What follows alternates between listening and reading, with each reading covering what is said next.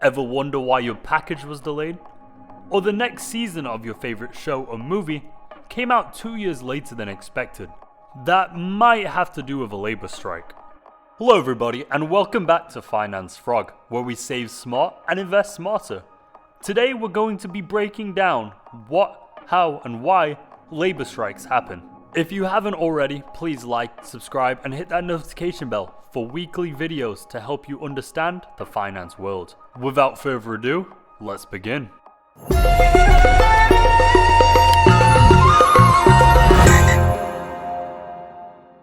First things first. A labor strike is when workers stop working to demand better conditions, wages, or other changes from their employer. It's one of the strongest tools workers have to make their voices heard. Think of it this way. If workers are unhappy and feel like they're not being treated fairly, a strike is their way of saying, we're serious about change. Okay, so what causes a strike? There are usually a few common reasons. First are wages. Workers might feel they're not being paid enough for their work. Secondly, working conditions. Maybe the workplace is unsafe or hours are too long. Third are benefits. Employees might push for things like health insurance, paid time off, or retirement plans. And fourth is job security. Workers may strike to protest layoffs or outsourcing jobs. Strikes usually happen when negotiations between workers and employers, called collective bargaining, break down. Once a strike starts, here's how they typically work. Workers often organize in a union and vote to go on strike. If successful, they stop working and might form picket lines outside the workplace, holding signs and protesting. Employers and workers then often resume negotiations to try to reach a deal.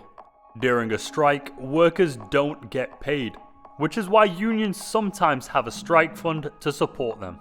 The big question is, do strikes actually work? Well, it depends.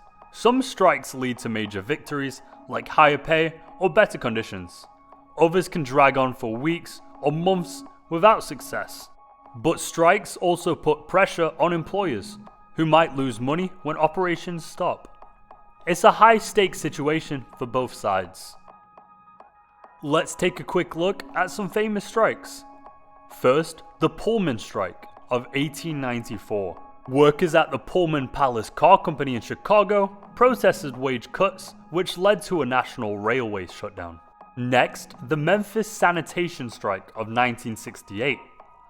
This was a pivotal moment in the civil rights movement, where workers demanded better conditions and respect. During this strike, MLK spoke on behalf of the workers. This would be his last speech he gave. And lastly, the Writers Guild strike from 2007 to 2008. Throughout America, TV and movie writers stopped working to push for better pay, royalties, and job security with the rise of AI. These examples show how strikes can change industries and even history. Strikes are about more than just workers or employers. They remind us of the power of collective action and the ongoing fight for fair treatment in the workplace. They've paved the way for many rights we take for granted today, like the 40-hour workweek and workplace safety standards. Whether you're on the picket line or just curious, understanding strikes help us see how workers fight for change. If you found this video helpful, please give it a like, subscribe, and tell me in the comments what topic we should break down next. Other than that, we'll see you in the next one.